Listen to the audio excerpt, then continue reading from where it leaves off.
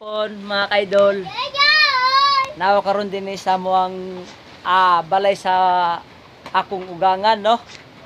Nami dinhi karon no gibisita namo na akong pamilya na dinhi si mama akong mga anak. Oh. Then nagluto mig saging. Oh, di ba? Saging. Gusto mig saging no. Luto mig saging para pang merienda namo. Nami din karon siyang balay, kanawang balay niya oh. Usog ang hangin kana may bagyo. Usog ang hangin. Gawas ko. Para na yung mga tumbang mga saging.